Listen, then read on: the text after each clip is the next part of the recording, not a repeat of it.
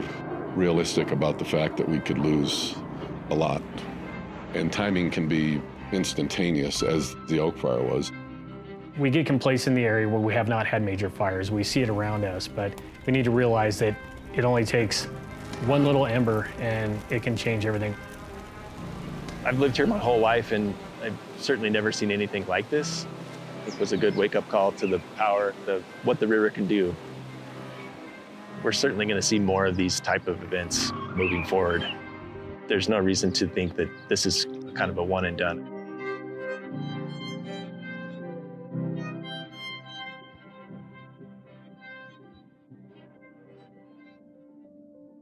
In August 2025, it was unusually hot and dry.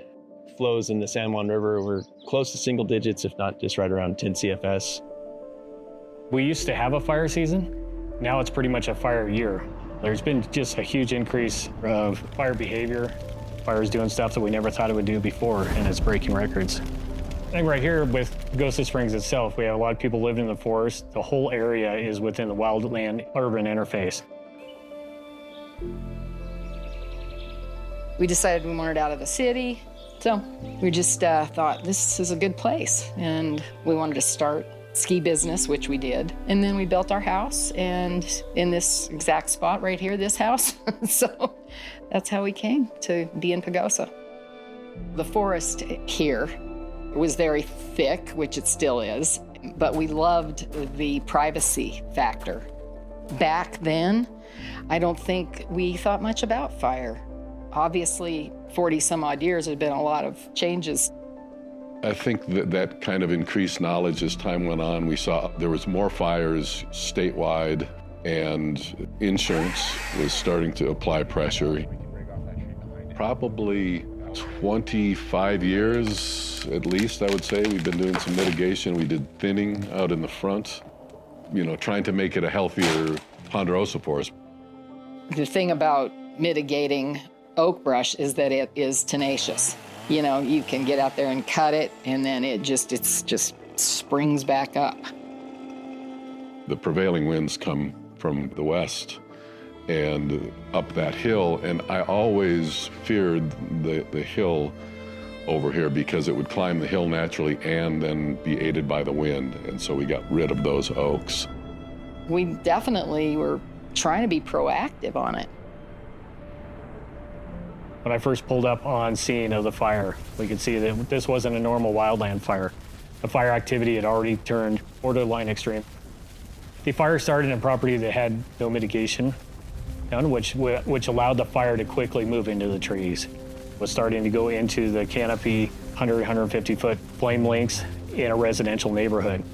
Immediately, that prompted a call for aircraft to start coming. There's a lot of things that all came together at the right time. We were able to get 4 to 5 large air tankers rolling at the same time and being able to hit that fire. That was key to us being able to get some control on that fire.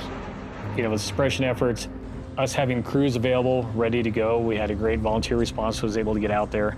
Our relationship with the Forest Service, where they immediately diverted the crews that they had coming this way. And then we did have help from the Sheriff's Department being able to help reach out even further for mutual aid stuff. So initially when the fire blew up, threw a bunch of embers into the air, and within half an hour to an hour, we had multiple spot fires going, being 10-foot diameter or even bigger. We did have people scouting ahead for additional fires. We found one in the next drainage, which was almost 3/4 miles away from the last part of the fire. And that's when we immediately called for the evacuation of Elk Park.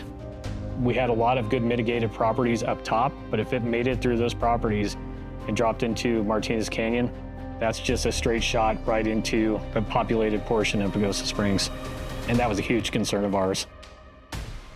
I really think that if we did not get the aircraft, there's a good possibility we would have been fighting it here in town. There's a good chance this fire happened again. The same way we could have half, even quarter of the resources to be able to put this out. It may not be able to save as many homes as we were able to with this. When we first came up and saw the house standing, there was enough of a break right there that it allowed the house to stand. It went around all sides of it in the perimeter that had been mitigated. Our garage was a complete loss. We have a well, and all the treatment center for the well is in the garage. We'd had no water to, live in our house. Most of our 12 acres of Ponderosa were burned. Obviously, you start out numb. You're in shock. You cannot believe that, this has happened. And then you start with the papers and the gathering information and talking to adjusters. And the insurance companies do what they do, and you have to do what you do, which is try to protect your interest, your own interest. When you talk about smoke damage from a fire like that, you basically have to replace everything. The thing that helped me quite a bit was to try to line everything, all the jobs that I was going to need done, from construction to painting to the overall mitigation.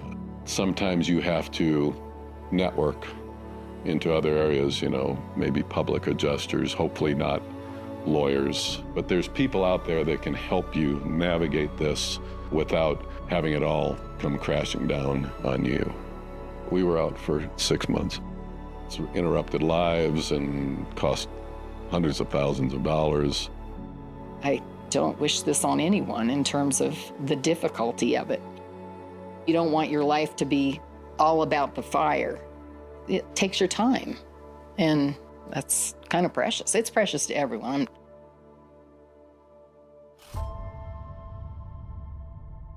Then I think a month and a half later, remnants of a hurricane in the Baja just kind of worked its way up in that southwestern flow and targeted the San Juan watershed. I think over 5 days, it dropped over 12 and a half inches of water and created some severe flooding in the San Juan River through Pagosa Springs and down into the Navajo Reservoir.